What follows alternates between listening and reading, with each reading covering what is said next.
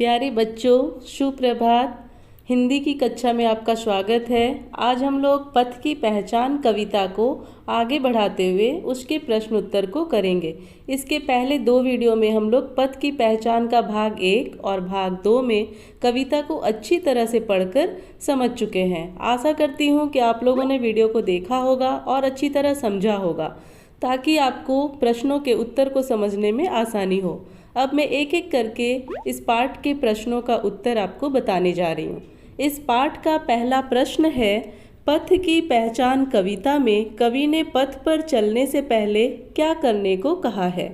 तो इसका उत्तर होगा, पथ की पहचान कविता में कवि ने मनुष्य को जीवन पथ पर आगे बढ़ने से पहले सावधान किया है कि यात्रा आरंभ करने से पहले मनुष्य को अपने लक्ष्य और मार्ग का निर्धारण कर लेना चाहिए। कवि ने पथिक को अच्छे बुरे की शंका किए बिना आस्था के साथ अपने मार्ग पर चलने को कहा है, जिससे लक्ष्य तक पहुंचने की यात्रा सरल हो जाएगी। इस पाठ का दूसरा प्रश्न है कि पाठ के अनुसार अनगिनत राही इस पथ पर क्या छोड़ गए हैं। तो कविता के अनुसार अनगिनत राही इस पथ पर अपने पैरों के निशान अर्थात सफलता के चिन्ह छोड़ गए हैं। इस पाठ का तीसरा प्रश्न है, पथ की पहचान किस प्रकार की जा सकती है। इसका उत्तर होगा, जीवन पथ अनेक कठिनाइयों से भरा होता है। इसमें सफलता और असफलता दोनों मिलती है। स्वविवेक, स्वाभिमान एवं अनुभव के द्वारा हम अपना जीवन पथ चुन सकते हैं। इस पाठ का चौथा प्रश्न है, यात्रा को सफल बनाने के लिए कवि ने क्या सुझाव दिया है। तो इसका उत्तर है, कवि कहते हैं कि जीवन के मार्ग का निर्धारण करके उस पर दृढ़ निश्चय के साथ चल पड़ना ही श्रेष्ठकर है। अनिश्चय की स्थिति में बार बार मार्ग बदलने से लक्ष्य की प्राप्ति नहीं हो पाती। आगे इस पाठ का 5वां प्रश्न है, कविता के आधार पर बताइए कि यात्रा में कौन कौन सी चीज़ें अनिश्चित है।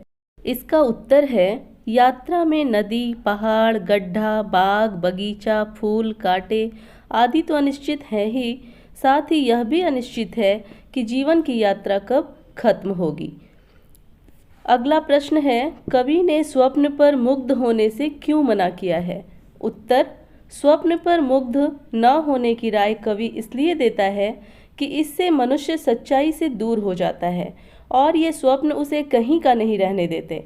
वह इन्हीं पर विचरण करता हुआ जग और जीवन से अलग थलग हो जाता है। 7वां प्रश्न है, कवि ने पांव पृथ्वी पर टिकाए रखने की बात क्यों की है। उत्तर, कवि ने पांव पृथ्वी पर इसलिए टिकाए रखने की बात की है क्योंकि सपनों की उड़ान को सत्य करने के लिए यथार्थ के धरातल पर कठिन परिश्रम करना पड़ता है। धन्यवाद बच्चों। इसके साथ ही आज पथ की पहचान का प्रश्नोत्तर समाप्त हुआ।